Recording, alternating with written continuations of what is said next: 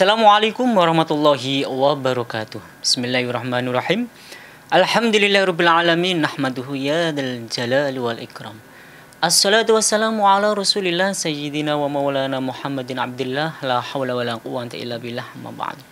Kaum muslimin pendengar setia Radio Dais dimanapun Anda berada, pemirsa AMAJ TV dan TVku dimanapun Anda berada, Radio Gaul dimanapun Anda berada. Alhamdulillah, di kesempatan yang penuh berkah dan manfaat ini kita dijumpakan kembali oleh Allah Subhanahu wa Ta'ala di kajian sore kali ini dengan keadaan sehat walafiat.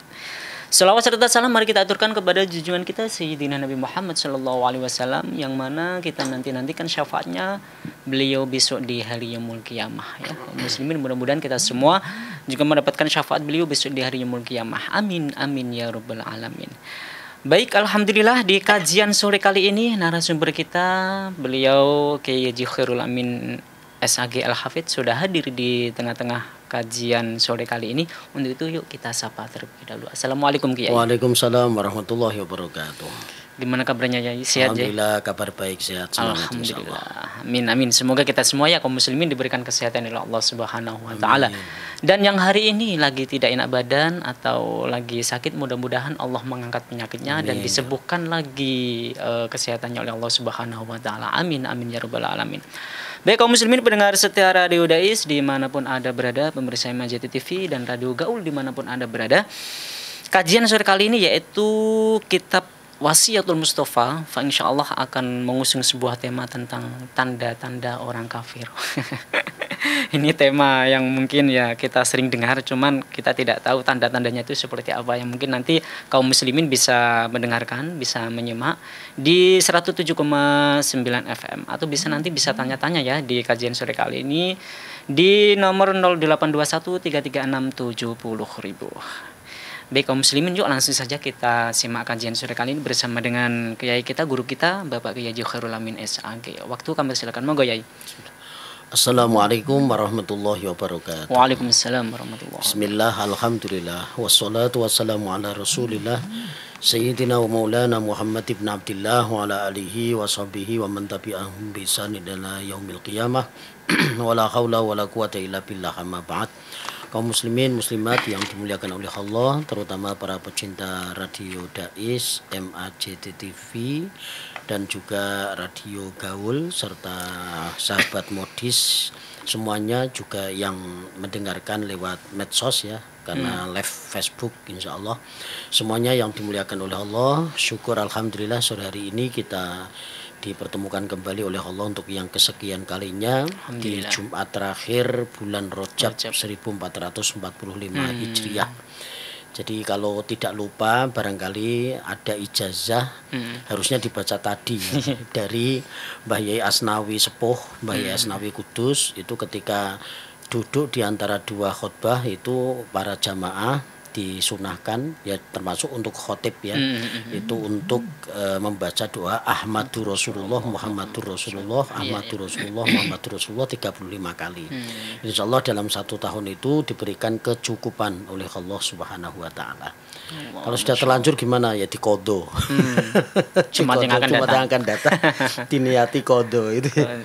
Nah, ini adalah satu bulan yang termasuk dimuliakan oleh Allah, sehingga salah satu fadilahnya adalah kita diperintahkan untuk memperbanyak istighfar ya, diperintahkan untuk memperbanyak taubat di bulan Rajab, karena bulan ini adalah bulan untuk menanam, kemudian nanti bulan Sya'ban itu adalah bulan menyirami, dan nanti Ramadan itu adalah bulan untuk memetik hasilnya atau memanen gitu.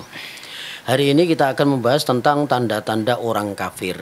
Kemarin ada tanda-tanda orang jujur, tanda-tanda orang alim, tanda-tanda orang takwa. Sekarang adalah tanda-tanda orang kafir. Nah, sebetulnya orang kafir itu siapa? Orang kafir itu orang yang tertutup dari kebenaran. Nah, kafir ini ada dua. Ada kafir yang disebut dengan kafir nikmat atau kufur nikmat ya.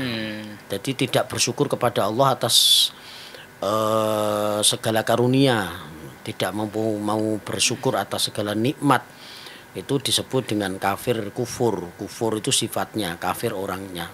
Tapi di sini bukan kafir yang kemudian tidak percaya dengan Allah, ya masih percaya, tapi dengan Allah itu beling gitu loh, durhaka. Artinya dia dengan Allah itu tidak mau bersyukur. Coro anak itu dua blek kandhanane angel jaluan, ya, seperti itu.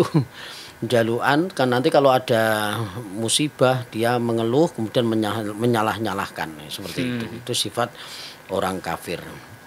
Nah, yang kedua ada kafir, yaitu kafir benar-benar yang tidak percaya dengan adanya Allah sebagai Tuhannya. Dia mentuhankan selain Allah. Dia disebut dengan orang kafir atau orang musyrik juga karena dia mentuhankan selain Allah. Kemudian di sini ada tanda-tanda walil kafiri salasu alamatin asyakku fillah wal bughdu fi ibadillah wal ghaflatu an taatillah. Tanda-tanda orang kafir itu ada 3 macam. Nah, seperti tanda-tanda orang munafik ya. Nah, besok ada tanda-tanda orang munafik. Tanda-tanda orang kafir ada 3 yang di dalam hadis ini, yaitu yang pertama asyakku fillah, orang yang ragu terhadap ketentuan Allah. Nah, ini mohon maaf kadang-kadang kita ketika menemui satu hal yang buruk ya, dalam tanda kutip hal-hal yang tidak kita senangi atau kita benci, atau tendensi yang ketika hal itu tertimpa kepada kita itu potensi menyalahkan Allahnya itu tinggi. Karena mungkin musibah bertubi-tubi datang gitu ya. Nah, padahal Nabi sendiri orang yang sangat dicintai oleh Allah itu juga dulu pernah mengalami yang namanya kesulitan ya, kesulitan. Coba bayangin orang yang paling disayang oleh Allah, dicintai oleh Allah, dekat dengan Allah, disebut Habibullah saja itu mempunyai kesulitan yang itu merupakan ujian dari Allah. Itu aja yang dikasihi, apalagi kita yang dalam tanda kutip itu belum tentu menjadi kekasih Allah. Ya, kita masih mengaku bahwa kita adalah hamba Allah, umatnya Nabi Muhammad, tapi prakteknya mungkin kadang-kadang tidak sesuai dengan tanda-tanda umatnya Nabi Muhammad atau sebagai hamba Allah, seperti itu. Nah, tentunya ketika mendapatkan sesuatu yang tidak mengenakkan, maka jangan sesekali kita ini menyalahkan Allah. Jangan meragukan ketetapan Allah, karena tidak ada Allah memberikan kepada kita ujian di luar kemampuan kita. Itu artinya kalau kita tetap bersyukur, bersabar, bersyukur atas nikmat, bersabar atas musibah yang Allah berikan kepada kita, ketetapan yang Allah berikan tidak sesuai dengan cita-cita kita, tidak sesuai dengan endingnya, tidak sesuai dengan apa yang kita kira-kira, maka semua itu pasti Allah punya rencana yang lain. Nah, itulah orang yang mukmin, orang yang beriman. Nah, sebaliknya kalau orang kafir itu selalu asyakku fillah, dia selalu ragu dengan ketentuan Allah. Kemudian wal bughdu, dia benci terhadap hamba Allah. Wal bughdu fi ibadillah, dia benci terhadap hamba-hamba Allah. Jadi dengan orang soleh itu dia benci. Ada orang pakai peci dikatakan deso. Ada orang masuk mall pakai sarung, ini deso gitu ya. Kemudian ada orang ketika mengucapkan kalimat-kalimat thayyibah tersandung, bersin, menguap, kemudian selalu berdoa, itu dianggap itu hal-hal yang justru malah keri di telinganya, itu dia seakan-akan itu alergi. Nah, orang-orang yang seperti inilah maka tanda-tanda orang yang menuju kepada tertutupnya hati atau tertutupnya kebenaran, bisa kalau itu menentang Allah bisa menjadi orang yang kafir. Misalnya melihat orang yang sedang sholat atau adzan lah, kemudian dia berisik misalnya, kemudian dia mengatakan berisik, dia melempari masjid itu dengan batu. Ada kemarin kisah yang seperti itu ya, kemudian dianggap mengganggu gitu ya, kemudian dia tidak senang dengan suara-suara ngaji ya, itu seperti setan yang berwujud manusia. Kemudian dia menentang itu, maka KTP-nya walaupun Islam tapi dia menentang ketentuan Allah, seperti itu boleh dikatakan dia itu menjadi orang kafir. Atau orang yang meninggalkan sholat karena menentang, itu juga bisa dikatakan sebagai orang yang kafir. Apa itu sholat, apa itu sembahyang, tidak ada gunanya, jengklat-jengklit, isinya memuji Nabi Muhammad. kan itu ada pujian Allahumma sholli ala sayyidina Muhammad wa ala ali sayyidina Muhammad. Kemarin ada itu ya, salah satu dari murtadin, orang-orang yang murtad itu karena dia memaknai atau mengartikan apa yang ada di dalam bacaan sholat itu, dia kemudian menafsir atau memaknai kalimat itu dengan tendensi pribadinya atau pendapatnya.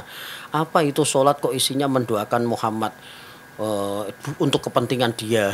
Allahumma sholli ala sayyidina Muhammad wa ala ali sayyidina Muhammad kama shollaita ala sayyidina Ibrahim wa ala ali sayyidina Ibrahim. Nah, lagi ini diminta didoakan Nabi Ibrahim, kemudian minta diberkahi, kemudian minta sholawat dan salam. Apaan tuh sholat hanya untuk mendoakan mereka berdua katanya. Padahal itu kalau ditanyakan dulu kepada orang ulama yang bisa menjelaskan detail, insya Allah dia tidak akan terperangkap gitu ya. Betul, betul. Kemungkinan dia sudah dijejali otaknya dengan teman-temannya yang memang notabene mengerti isi daripada bacaan itu, kemudian disampaikan dibumbu-bumbui dengan provokasi-provokasi. Saya sering terangkan, misalnya kita punya gelas ini Mas Faiz ya. Ini ada gelas, ini kita isi dengan air ya, sudah penuh, kemudian kita isi lagi. Nah, walaupun sudah penuh kita isi lagi kan luber ya. Betul. Nah, luberannya ini nanti akan mengena di sekitarnya kan. Betul, betul. Nah, ini ibaratnya walaupun kita sholawat salam terhadap Kanjeng Nabi Allahumma sholli ala sayyidina Muhammad wa ala ali sayyidina Muhammad, itu sebetulnya Nabi Muhammadnya sudah selamat, sudah menjadi kekasih Allah, menjadi orang yang mulia. Tapi kita tetap membaca sholawat dan salam, itu ibaratnya adalah gelas yang sudah luber, tetap kita jok terus. Luberannya nanti mengena kita. Betul. Itu artinya sholawat salam yang kita baca untuk Nabi Muhammad, luberannya sholawat salam itu kembali kepada kita umatnya atau yang membaca. Nah, ini yang tidak bisa dipahami kecuali orang-orang yang mengerti tentang agama. Oleh karena itu Al-Quran itu jangan sampai ditafsiri oleh orang yang tidak punya ilmu tentang tafsir. Ini bahaya karena ngoncei pelem kok nganggo peso sing tajem, tapi dia tidak bisa membuat mangga itu menjadi bagus, malah nek ngoncai itu sampai keperang ning gone tangane dhewe, seperti itulah ibaratnya. Betul. Nah, maka orang yang seperti ini menentang sholat, menentang ibadah, menentang aturan Allah, benci terhadap hamba-hamba Allah ini, benci jadi tonggone kiai benci, ada ya. Orang itu yang jadi tetangganya kiai malah benci. Lah wong kuwi senane aja-aja ya soalim ngono gitu ya. Ngandani ra iso nglakoni. Nah, itu karena dia punya hasud ya. Nah, inilah ketika ada di dalam hatinya itu sifat hasud, maka pasti tidak akan murni 100% itu merupakan kebenaran mutlak. Ya seperti kalau mau pilpres seperti ini, ketika kita mengomentari calon yang lain bukan jago kita, kemudian kita punya sifat hasud sedikit, maka komentar kita tentunya tidak independen gitu ya. Betul. Ada sisi-sisi pembelaan terhadap yang kita pilih atau jago kita. Tapi kalau netral, tidak memilih atau memihak satu dengan yang lain, itu biasanya kita bisa mengucapkan sesuatu itu yang independen, biasanya betul. Apa adanya. Tapi kalau kita menjadi non sewu tim sukses atau apa, itu non sewu itu tidak bisa independen. Jadi walaupun orang lain itu baik, pasti dicari sisi buruknya. Betul. Atau jago kita ada sifat jeleknya, dikritik, kemudian kita membela habis-habisan untuk menutupi kekurangan, kejelekan atau aib dari jago kita. Itu di mana-mana seperti itu. Maka sering kali kita sampaikan ada 3 macam orang yang tidak bisa dinasihati. Itu yang pertama, tim sukses ya, tim sukses itu kandane koyo apa ya tetap tidak bisa. Yang kedua, orang yang jatuh cinta. Itu biasanya itu susah dikandani, Nduk. Bapak kuwi karo ibu karepe awakmu kuwi sekolah sing dhuwur. S1, S2, S3 ngantek pilek kakean S misalnya gitu ya. Jangan nikah dulu, jangan aku nek kecekel karo wong liya piye Pak dan sebagainya. Nah, kandanane angel karena sudah kadung jatuh cinta. Dan yang ketiga itu orang gila, wong edan. Wong edan itu kandanane angel. Jadi anggere ana wong kok kandanane angel, mbok menawa edan. Seperti itu. Baik, kita lanjutkan ya. Jadi ada orang yang tidak senang dengan hamba-hamba Allah, itulah termasuk bagian daripada tanda-tanda orang yang kafir.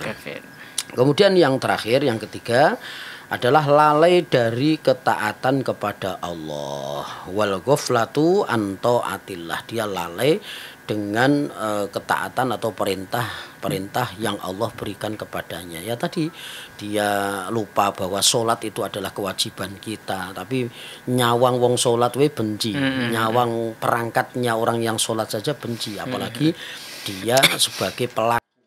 Dia sudah nggak mau karena tertutup. Nah, tertutupnya dari kebenaran inilah maka disebut dengan kafir. Kalau dia sudah menutup keyakinannya kepada Allah bahwa Allah Tuhannya, lah ini benar-benar kafir. Tapi kalau masih iman kepada Allah tapi masih juga meninggalkan ajarannya, meninggalkan sholat, meninggalkan perintah puasa, meninggalkan amaliyah-amaliyah yang mahdoh, tapi bukan untuk menentang, tapi karena mungkin kenapa kamu nggak sholat, badan saya kotor mas, saya malah nggak serk kalau sholat itu kok kotor. Tapi dia masih ada punya rasa salah, rasa dosa, itu dia belum dikatakan sebagai orang yang kafir. Dia masuknya adalah orang yang fasik, yaitu orang yang berbuat dosa besar, tapi belum masuk pada kategori kafir. Yang kafir itu kalau sudah menentang ya terhadap perintah Allah. Mungkin itu dulu mas. Baik. Terima kasih Kiai. Ini penjelasan yang sangat luas sekali sehingga kita bisa mudah-mudahan bisa memahami jadi tanda-tanda orang kafir itu tadi. Kaum muslimin pendengar setia Radio Dais, silakan apabila ingin bertanya langsung saja di chat WA Radio Dais ya di 0821 336 70.000. Baik kaum muslimin pendengar setia Radio Dais, yuk kita kembali lagi di kajian sore kali ini ya. Kita berbincang-bincang tentang tanda-tanda orang kafir yang tadi sudah dijelaskan oleh kiai kita Kiai Haji Khairul Amin SAG Al-Hafidh. Di antaranya adalah kafir syak, yaitu ragu terhadap ketentuan Allah. Yang kedua adalah wal bugdu, benci dengan hamba Allah, itu tanda-tandanya tadi. Yang ketiga adalah lalai dari ketaatan pada Allah. Dari tiga ini Pak Yai, tanda-tanda tiga ini, apakah hanya satu tanda atau yang kedua adalah tiga-tiganya ini dikatakan sebagai itu adalah tanda-tandanya ya tiga itu. Kalau salah satu di antara itu berarti itu bukan dikatakan sebagai tanda. Apakah seperti itu Pak Yai? Apakah harus hanya satu, dua, tiga semuanya harus mencakup tiga itu baru dikatakan sebagai itulah tanda-tanda orang kafir? Baik. Tanda-tanda itu berarti bisa 1, 2, 3, 4 seperti itu ya. Jadi seperti orang-orang munafik itu ada tanda-tandanya, nek ngomong ngapusi, nek janji melenjani. Nah, kalau ada salah satu dari itu berarti dia sudah tertanam tanda-tanda itu. Tapi belum masuk pada kategori full dia sebagai orang munafik. Begitu pula dengan orang kafir. Kalau dia masih hanya satu tanda, misalnya dia masuk golongan orang-orang yang masih ragu terhadap ketentuan Allah karena dia sedang stres gitu ya. Kemudian dia masih menjalankan sholat, maka belum masuk kategori orang yang kafir. Jadi masih ada tanda-tanda yo nyerempet-nyerempet. Istilahnya itu adalah nyerempet-nyerempet lah. Orang yang pernah berbohong sekali dua kali untuk menutupi celah kita atau kesalahan kita. Kemudian itu sebetulnya kan memang tanda-tanda orang munafik karena dia berbohong kan gitu. Tapi tidak serta-merta kemudian dia menjadi orang yang munafik yang hakiki, bukan, tapi dia masih nyerempet-nyerempet. Ya istilahnya itu orang ketika numpak motor itu ugal-ugalan rodok-rodok nyerempet-nyerempet atau ya kecelakaan tipis-tipis seperti itu ya. Jadi belum masuk pada kategori kafir yang hakiki kalau masih ada tanda-tanda satu. Tapi kalau sudah sampai tanda-tanda ketiga-tiganya itu itu berarti boleh jadi hampir tinggal beberapa langkah menjadi orang yang kafir. Kalau dia menutup ya kebenaran ya bahwa Allah itu adalah Tuhannya, dia menutup seperti saya sampaikan tadi, dia menentang ya kebenaran dari perintah sholat, dia menentang ketentuan Allah, menentang Allah ini, maka boleh jadi walaupun dia mengatakan Islam tapi hakikatnya adalah orang kafir. Nah seperti itu. Nah yang tahu adalah Allah sendiri. Jadi yang tahu hanya Allah. Betul. Hati seseorang dia kafir hakiki atau hanya nyerempet menjadi orang kafir saja. Seperti itu. Terus gini Pak Yai, kita melihat bahwa sebenarnya hampir semua manusia itu memiliki tanda-tanda orang kafir. Ya. Kalau melihat dari sisi ini tadi 3 macam. Nah terus bagaimana caranya agar kita itu meleset dari tanda-tanda orang kafir itu, apa yang harus kita lakukan? Ya. Inilah pentingnya ilmu Mas Faiz ya. Jadi ketika kita sudah ngerti tanda-tanda orang kafir seperti ini, maka ketika kita tertimpa sesuatu yang tidak mengenakan, ya perbanyak istighfar. Ya manusia itu wajar lah. Ketika pertama kali dapat musibah, itu pasti ada gelone. Ya saya pernah diceritain sama kiainya itu kasih sama orang itu Al-Roji jam tangan itu harganya sampai 15 juta atau 20 juta itu. Ternyata itu ketika wudhu itu dikantongin itu merucut jatuh pecah. Gelone ra karuan padahal ora tuku lho Mas. Dikasih tapi gelone masyaallah. Kuwi nek tuku kaya apa? Itu padahal kiai gede tapi beliau bercerita ya. Masya Allah saya sendiri mengalami kata beliau tentang ketika menerangkan tentang musibah, saya sendiri mengalami dikasih jam oleh orang 15 juta atau 20 juta, jatuh saja saya langsung gelone ra karuan. Itu padahal saya nggak beli, apalagi saya beli. Dan itu saya, apalagi kalian nih. Ini kiai gede, oleh jamaah. Saya juga mendengar langsung itu, Masya Allah, apa meneh kok potongannya kayak aku ngene iki mesti gelone ngantek berhari-hari. Tapi kemudian beliau menyampaikan bahwa gelo seperti itu pasti tidak lama. Jadi lama kelamaan orang itu akan menerima. Lah piye wong digeloni ya tetep rak balik kan gitu. Sama dengan orang itu yang nangis karena kehilangan orang yang dicintai, yang dikasihi, entah ayahnya, ibunya, istrinya, suaminya, anaknya. Itu maka Nabi itu kan memaklumi kalau kita ini berduka selama 3 hari. Itu diperbolehkan. Kenapa? Karena 3 hari ini adalah masa-masa menenangkan hati. Itu biasanya kita itu biasanya sampai 7 hari. Kenapa? 7 hari itu biasanya kita kan masih banyak orang datang untuk tahlilan. Betul. Itu masih banyak teman gitu ya. Tapi setelah 7 hari ke atas mulai agak ngelangut gitu ya. Itu saya juga pernah mengalami ya ketika ditinggal wafat ibu saya. Ketika 7 hari itu banyak ya keluarga kumpul semua gitu ya. Tapi setelah 7 hari ke atas itu ngelangut gitu ya. Maka kenapa orang tempo dulu Mbah Yai itu sampai sekarang itu menganjurkan kita untuk sampai tahlilan itu 7 hari. Kenapa? Karena jangan sampai yang bersangkutan ini kemudian ketika sedih dia terlena dengan kesedihannya, kemudian dia sampai kemudian zaman Nabi pernah itu ada yang merobek-robek bajunya, menarik-narik rambutnya, bahkan dia menyakiti dirinya sendiri. Nah, supaya tidak terjadi seperti itu, kita bertahniah. Tahniah itu artinya bersukacita. Nah, yang sana berduka cita, kita berikan tahniah atau sukacita. Dikai Italiase, kemudian didem-dem, direm-rem, kemudian didoa-doain, dibombong lah hati ini. Nah, dengan seperti itu, maka kemudian yang ditinggalkan itu akan sedikit-sedikit itu bisa mencapai derajat kesabaran yang maksimal. Coba kalau yang melarang-larang itu mati ya wes barbar wa alaisa lil insani illa masa'a. Dia tidak akan membawa apa-apa kecuali yang dilakukan ketika dia masih hidup. Percuma mbok kirimi Fatihah dan sebagainya. Ada, saya pernah di Sampangan itu ada orang yang seperti itu, mau saya takziahi, tak tahlilke ndak boleh. Akhirnya hari itu tuh saya lihat itu rumahnya sunyi, senyap itu. Lha ki rasane koyo apa yang di dalam itu. Ndak ada orang tahlilan, ndak ada orang yang jamaah yang datang untuk macake doa dan sebagainya. Nah, maka sebetulnya ketika tahlilan sampai 7 hari, kemudian nanti ada 40 hari, ada nyatus, ada mendak pisan, mendak pindo, gitu kan. Kemudian nyewu nyejuta bareng gitu ya. Itu tujuannya kanggo untuk ngedem-ngedem yang sohibul musibah itu tadi loh.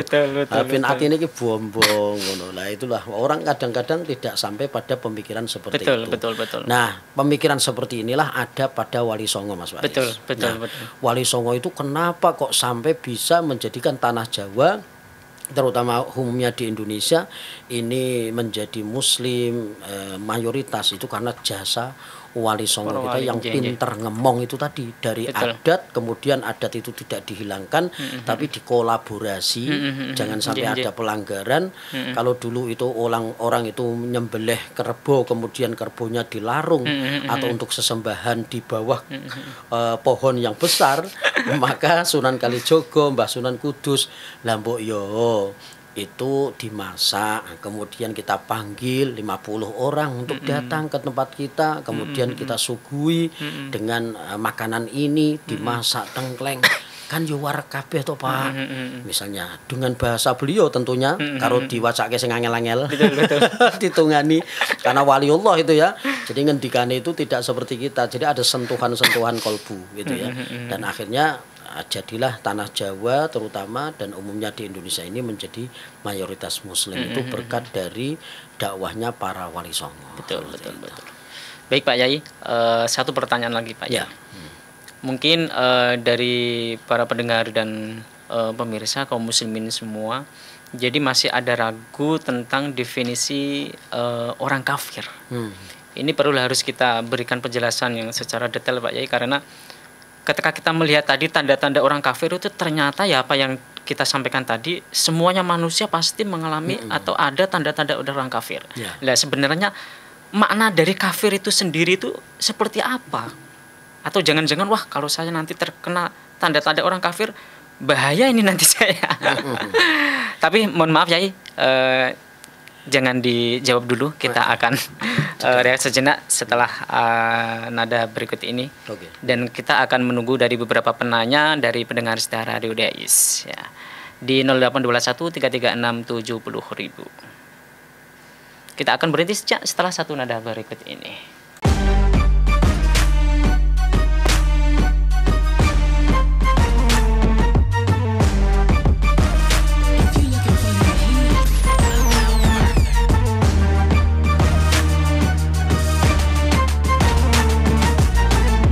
Dipancarkan dari Menara Al-Husna. Dipancarkan langsung dari Menara Al-Husna. Menjelaskan dari Menara Al-Husna. Kawasan Masjid Agung Jawa Tengah 107,9 FM. 107,9 Radio Dakwah Islam terdepan dalam dakwah dan nada. Radio Dakwah Islam atau yang kerap disingkat Radio Dais telah mengudara sejak 23 September 2006. Radio berfrekuensi 107,90 MHz yang bertempat di lantai 1 Menara Al-Husna kawasan Masjid Agung Jawa Tengah merupakan radio yang bukan hanya menampilkan dakwah syiar agama Islam, tapi ternyata yang lain adalah Dais menyajikan acara hiburan, pendidikan, dan informasi dengan format Islami. Saatnya disapa dulu ya, udah gabung di SMS-nya. Berjumpa kembali bersama saya Conan di dalam acara Uswah. Kita akan membahas sesuatu yang berkaitan dengan tanaman kaum muslim. Masih dalam acara Salam Pagi. Kaum muslim, sesaat lagi kita akan bergabung dengan Masjid Agung Jawa Tengah untuk menantikan azan sholat zuhur. Senang sekali Kak Fajar pagi hari ini bisa menemani adik-adik semua dalam acara siaran anak RA.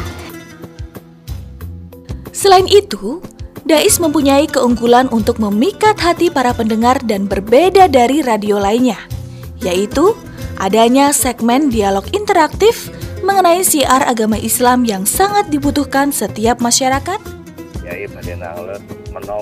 Radio Dais menjangkau daerah Semarang, Demak, Kendal, dan sekitarnya. Bagi pendengar yang berada di luar kota, tidak perlu takut ketinggalan berita. Kini,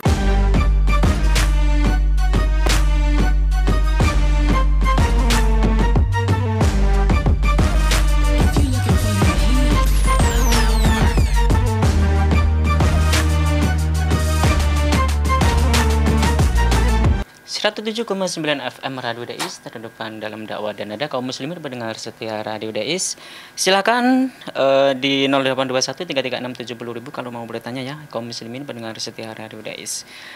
Baik, kita akan kembali lagi, kita lanjutkan lagi perbincangan di kajian sore kali ini dengan tema tanda-tanda orang kafir. Baik Pak Yai, berkaitan dengan pertanyaan tadi Pak Yai, monggo Pak Yai. Jadi kan banyak sekarang bahkan hampir semua manusia itu bisa dikatakan ada tanda-tanda orang kafir. Nah, terus harus kita jelaskan kepada kaum muslimin semua sebenarnya yang dinamakan kafir itu seperti apa? Kok kita masuk dalam tanda-tanda orang kafir itu loh? Iya. Kalau kita melihat dari katanya kafaro, ya, kata-katanya adalah kafaro itu artinya tertutup, ya. Jadi kafaro yukaffiru takfiron. Jadi kafir itu adalah sesuatu yang tertutup, ya, tertutup dari apa? Dari kebenaran.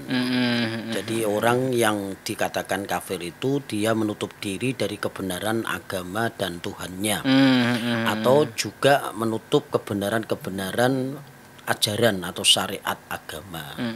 Nah, seperti inilah gambaran orang yang kafir itu adalah orang yang dikatakan tiga macam tadi. Ketika dia kena musibah atau kemudian dia tidak sesuai dengan apa yang dicita-citakannya, yang mengena kepada dirinya itu kemudian dia menyalahkan Allah, kemudian dia tidak menerima qada Allah, kemudian juga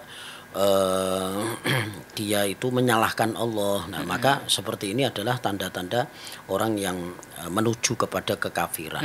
Nah, tadi Mas Faiz menyampaikan kita berarti kalau seperti itu ada tanda-tanda dong ya, semuanya manusia memang, tapi itu di awal-awal ya. Ketika kemudian kita sadar, kemudian kita istighfar, mohon ampun kepada Allah, itu kemudian kita kembali lagi. Jadi iman itu memang yazid wa yanqus, kadang-kadang naik, kadang-kadang turun. Nah, pas kena musibah itu rata-rata memang down ya, itu ngedrop ya. Iman kita itu ngedrop gitu ya.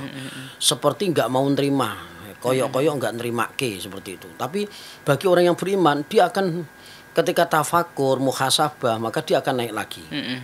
Naik lagi, kemudian dia penuh lagi keimanan itu, kemudian disertai dengan ketawakalan kepada Allah, pasrah kepada Allah. Kalau dia punya iman, maka dia kemudian meyakini bahwa tidak ada satu musibah yang terjadi kecuali sudah kehendak Allah dan Allah sudah merencanakan yang lain yang lebih baik. Betul. Allahumma jurni fi musibati wa khluf li khairum minha. Maka doanya kan seperti itu. Ya, jadi kita minta kepada Allah supaya kita itu menerima musibah dan semoga Allah itu menggantikan yang lebih baik. Walaupun tidak diganti dengan yang sama gitu ya. Tapi pasti Allah akan berikan ganti yang lain yang lebih menyenangkan, yang lebih baik lagi.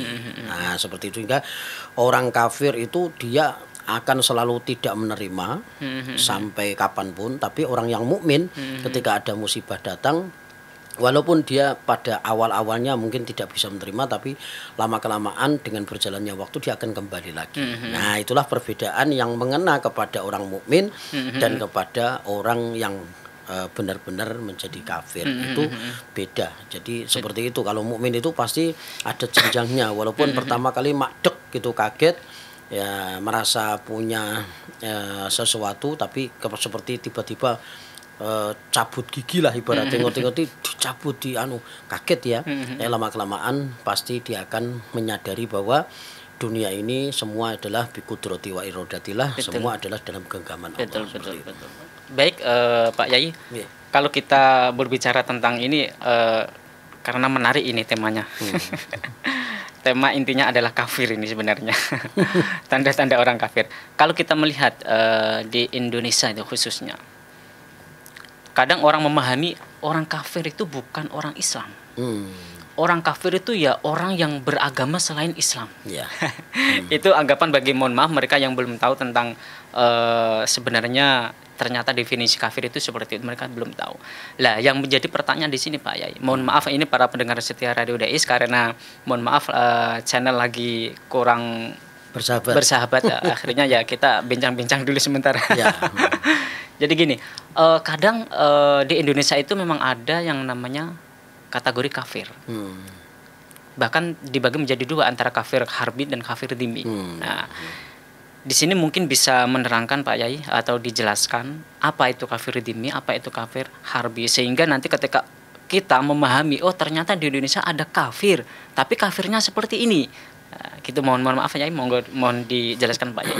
Baik, benar ya. Jadi kafir itu ada beberapa, sebetulnya tidak hanya dua saja. Betul. Ada kafir mustakman, kafir yang harus dilindungi sebagai orang yang harus ikut merasa aman di negerinya. Betul. Ya, karena dia dengan kita bersahabat setanah air, sebangsa, seperti itu. Nah, kita nanti membahas ini dulu, yang harbi sama yang dhimmi ya. Dhimmi ya. Yang harbi itu adalah kafir yang memusuhi kita. Yang memusuhi kita seperti kafirnya Zionis Israel yang memusuhi Palestina. Betul. Kemudian di satu negeri yang di situ ada peperangan, benar-benar di situ ada peperangan antara orang muslim dan orang kafir, seperti zaman Rasulullah, perang Badar, perang Khandaq, perang Uhud, perang Ahzab, perang macam-macam. Itu adalah peperangan muslim vs orang kafir yang sesungguhnya itu ya. Nah, ketika di satu negeri ada yang seperti zaman Rasulullah memerangi itu, maka kafir itulah yang disebut dengan kafir harbi, yaitu kafir yang memerangi umat Islam. Tapi di tetangga kita yang non muslim itu sebetulnya mereka kafir juga, Mas Faiz. Betul. Cuman kita tidak boleh ngeledek dengan kalimat kafir untuk memanggilnya. Hei kafir, nah, boleh, itu gitu ya. betul. Atau kita ketika memimpin doa, kita nggak boleh begini. Bapak Ibu, mari kita berdoa sesuai dengan agama dan keyakinannya masing-masing. Yang muslim silahkan mengaminkan doa saya. Yang kafir itu enggak usah. Yang kafir silahkan berdoa sesuai dengan kekafirannya. Itu enggak boleh loh kita mengatur seperti itu. Karena kafir, yang bahasa Arab kafir itu sekarang sudah menjadi bahasa Indonesia juga. Iya, betul. Nah, sehingga kalimat itu sudah tidak asing diterima oleh orang-orang non muslim. Betul. Kalau kita memanggil dengan kalimat kafir itu menjadi ledekan. Wahabi saja itu sebetulnya pengikut Muhammad bin Abdul Wahab, gitu ya. Tapi ketika kalimat Wahabi itu kita sekarang saat ini loh ya, kita mengatakan dasar Wahabi itu ngeledek loh, itu ngecek. Padahal Wahabi itu sebetulnya benar, itu karena kamu pengikut Muhammad bin Abdul Wahab, pendapatmu tidak sama seperti pendapat yang Nahdliyin, maka kamu saya kategorikan sebagai Wahabi. Ya padha karo Syafi'i, Hanafi, seperti itu. Hanafiyah, Syafi'iyah gitu, Wahabiyah. Ini disebut Wahabi ngono tok, tapi dia nesu, jengkel pasti. Oh dasar Wahabi itu ya, itu pasti dia marah. Kenapa? Karena itu sudah menjadi ledekan. Begitu pula kalau yang ada di Indonesia ini orang yang non muslim sebetulnya kafir juga, tapi itu kafir dhimmi, kafir yang tidak memerangi kita. Maka kemarin ada polemik ya beberapa tahun yang lalu, kita tidak mengganti qul ya ayyuhal kafirun dengan katakan wahai orang-orang non muslim itu tetap kafir ya. Memang iya kalau menerjemahkan seperti itu. Maksudnya kiai-kiai yang Nahdliyin itu mereka berpendapat bahwa kalau kalimat kafir itu kita sematkan untuk memanggilan, maka itu adalah merupakan ledekan. Jadi pakailah kalimat yang halus seperti tadi. Mari kita berdoa kepada Allah. Bagi yang muslim silahkan mengaminkan doa saya. Yang lain atau yang non muslim kan enak toh didengar itu ya. Silahkan berdoa sesuai dengan agama ya dan keyakinannya masing-masing. Lah non muslim itu bisa Kristen, Katolik, Buddha, Hindu, Konghucu, Konghuan bareng melu. Bahkan itu kalau jadikan satu ya kafir. Ya kafir juga. Oh, non muslim kok gitu ya. Itu. Cuman kita bisa memakai bahasa yang halus karena dia kafirnya dhimmi, bergaul dengan kita setiap hari dalam keadaan baik-baik saja. Mulane nek wis apik-apik wae aja golek-golek perkara kan gitu. Gitu maksudnya. Baik Pak Yai. Terus gini Pak Yai, iki nanti mungkin ya satu pertanyaan aja ini karena asik ini. Kalau kita melihat di kiai-kiai kampung, ada satu masjid. ada 5 kiai. Nah. Saingan. Mereka saingan. Karena ini kalau kita melihat tanda-tanda orang kafir ini termasuk dari wal bugdu. Oh ya. Ya, jadi benci dengan hamba Allah. Oh gitu. Lah, itu gimana Pak Yai? Ataukah itu memang itu nggak usah lah gitu, itu cuman tanda-tanda, belum jadi. Yang namanya tanda-tanda itu kan belum jadi. Jadi yang paling enak kalau kita mengibaratkan, kalau kita melihat seperti itu, kita katakan itu sebagai namanya itu apa Pak Yai? Ya. Baik, memang ujiannya orang alim itu bersaing dengan orang alim. Kiai bersaing dengan kiai, ya seperti pedagang bakso ya wong suwe karo pedagang bakso juga. Gitu ya. Pentol dengan pentol, tukang pentol dengan tukang pentol, itu hampir semua itu sifat manusia seperti itu. Nah, itu ternyata tidak hanya dialami zaman sekarang. Dari dulu kan sahabat Muawiyah dan Sayyidina Ali, Yazid dengan Sayyidina Hasan Husain, itu kan juga seperti itu kasusnya. Sing dadi khalifah iki sapa yang dadi pimpinan setelah Sayyidina Ali wafat, sapa Yazid apa Sayyidina Hasan apa Sayyidina Husain. Lah karena ya gitu padha alime, sama-sama sahabat. Cuman notabene yang satu itu Sayyidina Husain Hasan itu kan memang cucu Nabi. Nah Sayyidina Yazid ini putra dari Muawiyah. Muawiyah juga sahabat terbaik Nabi. Coba bayangin. Nah ini kiai misalnya dalam satu kampung atau satu RW, satu RT itu kiainya telu gitu ya. Gitu. Itu bahaya loh kalau nggak bisa nata hati. Nah, itu sebetulnya saya punya solusi gitu ya. Saya punya solusi. Solusinya masing-masing itu berbagi. Ini contoh ya yang saya praktekkan. Di tempat saya juga ada ustadz, beberapa ustadz itu ya, ada 2 lulusan UIN semua gitu ya, ustadz bener ustadz, bukan hanya orang yang diustadkan gitu ya. Itu kalau tahlilan bareng kan kumpul bareng. Kumpul bareng. Itu saya misalnya pegang mic, ya sudah saya yang baca Yasin, kemudian ustadznya yang satu tahlil, yang satu doa.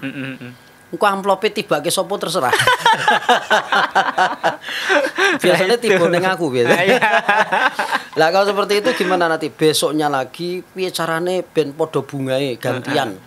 Apa tuan rumahnya diomongin dan sebagainya, bahwa kiai ini saat ini adalah ini. Maka saya sering kali ini saya praktekkan ya. Jadi kalau misalnya non sewu ini, kalau ada istilahnya itu job-job, saya katakan job ben gampang memudahkan kalimat. Iya betul. Job-job di sekitar wilayah Pedurungan, Motiharjo, Kidul dan sebagainya di wilayah saya.